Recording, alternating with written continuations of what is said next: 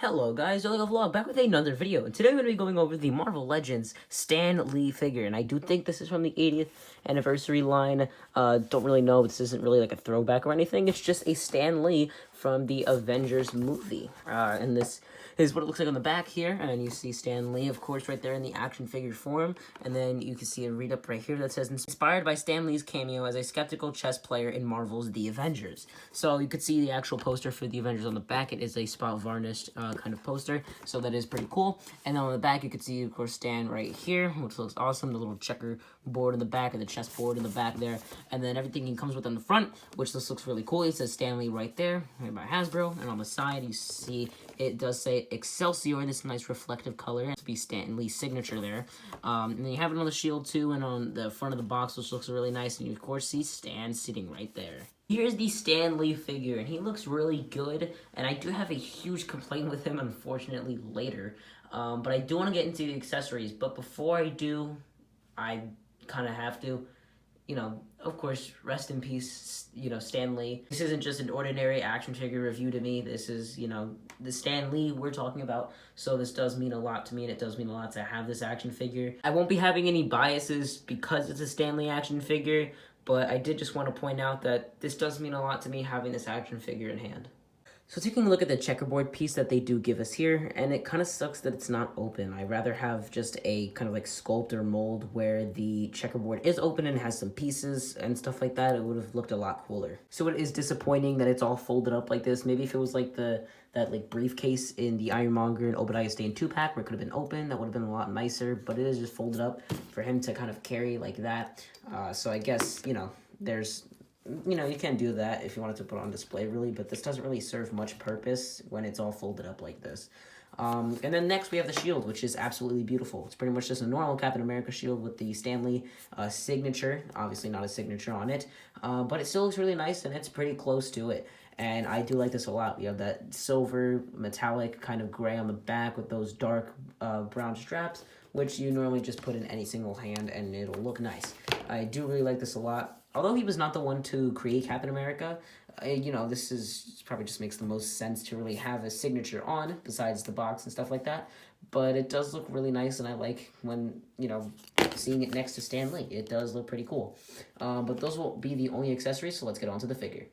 Just going to be holding the figure up in the air like this because he really can't stand. And I'm just going to get to that first. I don't know if it's because my figure's legs are like this, where it's kind of bent. I've tried putting them out like that a little bit, and it's just not working. So he cannot stand. We are getting the chameleon body mold legs for these.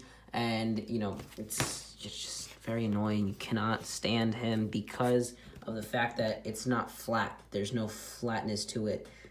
So, you know, when you try and have them like this, it's not really like that because then this is going to be off the air, and so is that. Try and put them here, way too forward, falls, very annoying. But the legs themselves are nice, like the wrinkles and stuff like that. It does look very normal-ish. This is definitely something he can wear, of course, you know, because we've seen it in the post-credit scene, and it does look pretty cool.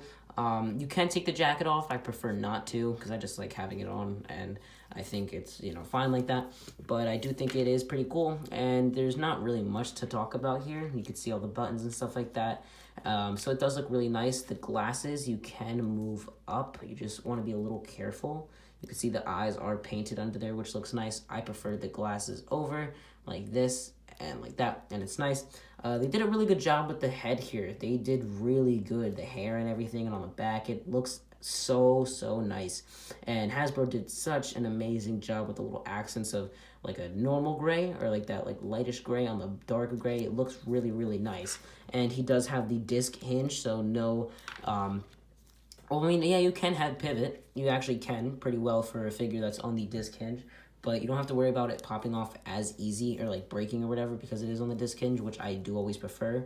But you can kind of getting into the articulation segment. Something that annoys me a little bit is that the hair and the collar, it'll kind of just tuck under, so you can't really move it that high up. That's pretty much all you got. But yeah, so nothing really bad looking with this figure. I mean, I guess besides the fact that it does have pins, but this is from before Marvel started, or not Marvel, but Hasbro started making figures with pinless elbows and stuff like that, so I can't really fault them for that.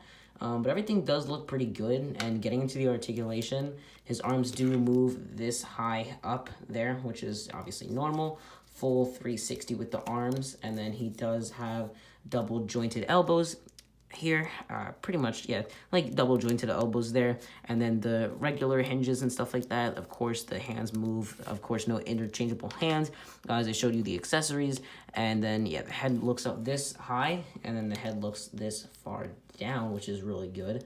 And I do believe you can get it over the collar for him to look up higher. It's just a little bit more of a hassle to do. So that is a little bit frustrating. And then over here, you do have the ab crunch forward this much. You can't do it back with the jacket on, but you do have a waist swivel over here. You have an upper thigh cut. Legs move out this far, which is pretty okay for a Stan Lee figure. Double jointed knees, and then ankle pivot here. Ankle goes down this far, ankle barely even goes up, it pretty much just stays normal. So that is something that does annoy me a lot, and that'll pretty much be it for the articulation with this figure. Oh, one more thing, did forget, this is how high he kicks up, which is pretty normal, not really much at all back, which is kind of expected with a figure like this, and that should be it.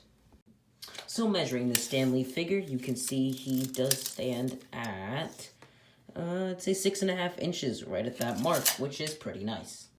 Here is the Marvel Legends integrated suit from the Armadillo Build-A-Figure wave. Spider-Man next to Stan Lee over here, and this size comparison is really nice, and I like this. And then Iron Man is pretty tall against Stan Lee, but not, you know, really tall over here, so I think that's fine. Here is Stan Lee next to the Armadillo Build-A-Figure wave Doctor Strange from Spider-Man No Way Home, and the Watcher Build-A-Figure What If Zombie Captain America, and because that is the only Captain America I have at the time of this recording. So with it being a miracle for this figure to stand, I'm going to give it a final verdict. This figure is really good if you like Stan Lee, and I had to get this just, you know, personally, I had to. You know, especially because of Stan Lee's unfortunate passing, you know, and I know this is like really late, but I'm reviewing this figure now, so I just decided if I'm going to review the figure, you know, Stan Lee, I have to address that. This figure itself isn't really that good. It's, you know, good, and I do really like the head sculpt. They did an amazing job on that.